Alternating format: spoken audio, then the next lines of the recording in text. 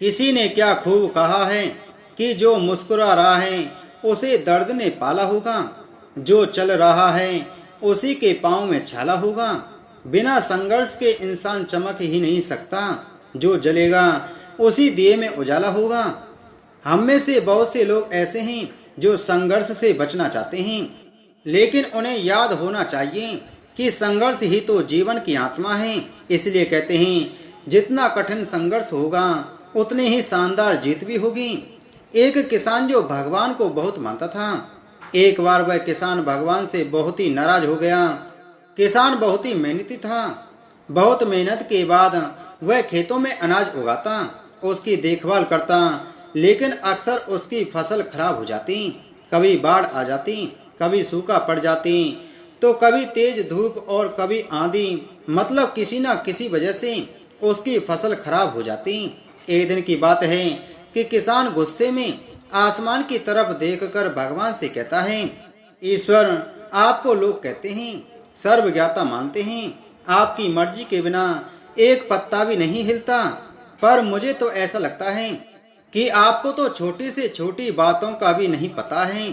आपको तो यह भी नहीं पता है कि खेती बाड़ी कैसे होती है। अगर आपको पता होता तो हर समय जो बाढ़, आंधी और तूफान आते हैं वो फिर कभी नहीं आते। आप नहीं जानते कि इससे कितना नुकसान होता है हम किसानों का। यदि आप मेरे हाथ में ऐसी शक्ति दे दें कि जैसे मैं चाहूँ वैसा मौसम कर दूँ, फिर आप देखना मैं अन्न के भंडार लगा दूंगा। भगवान किसान के इन तीखे वाक्य को सुनकर मुस्कुरा रहे थे और वह किसान के सामने प्रकट हुए और बोले, मैं आज से तुझे ऐसी शक्ति देता हूँ कि तुम अपने खेतों पर तुम्हारी जैसी इच्छा हो तुम वैसा मौसम कर दोगे। मैं इसमें बिल्कुल भी दखल नहीं दूंगा, सब तुम्हारी इच्छा से होगा। किसान वरदान पाकर बहुत खुश हो गया। अब किसान ने अपने खेतों में गेहूं की फसल बोई। अब जब किसान को लगता कि खेतों को धूप चाहिए तो खेतों पर धूप कर देता, जब पानी बरसाना चाहता तो पानी बरसा देता। आंधी, तूफान, बाढ़ आदि कुछ भी उसने अपने खेतों पर आने ही नहीं दिया। किसान के खेत में इस वर्ष ऐसी फसल हुई जैसी शायद पहले कभी नहीं हुई थी। हरी भरी लहलाती फसल को देखकर किसान मन ही मन वह बहुत खुश हो रहा था और सोच रहा था, अब सबूत के साथ दिखाऊंगा भगवान को कि ऐसे किया जाता है शक्ति का सही उपयोग।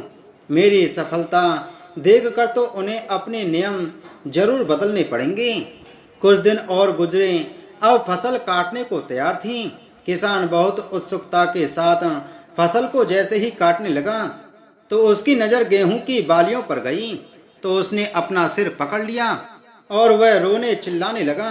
गेहूं की एक भी बाली में गेहूं का एक दाना नहीं था, सारी बालियां अंदर से खाली थीं। अब किसान बहुत दुखी हो गया। अब किसान ने भगवान को रोते हुए फिर से पुकारा, हे प्रभु, तुमने ये मेरे साथ क्या किया? तुमने मुझे ऐसी सजा क्यों दी?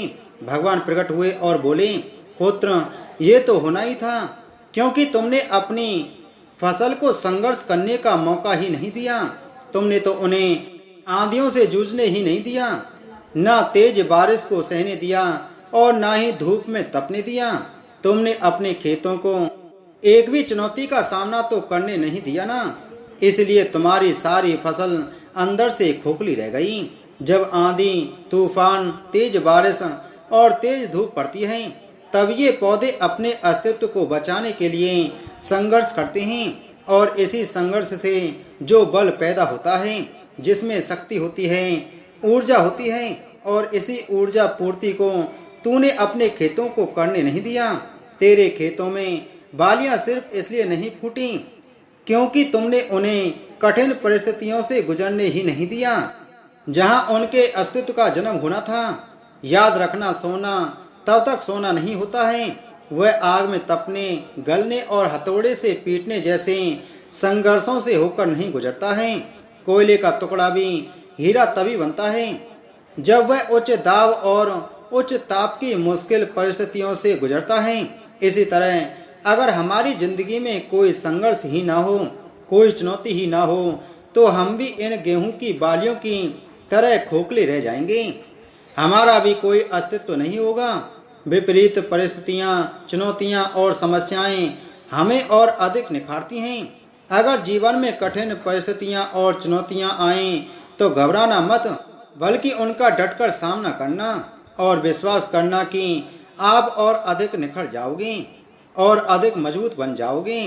किसी ने सही कहा है, जिंदगी जीना आसान नहीं होता, बिना संघर्ष कोई महान नहीं होता। जब तक ना पड़े हथौड़ी की चोट, तब तक मेरे दोस्त पत्थर भी भगवान नहीं होता।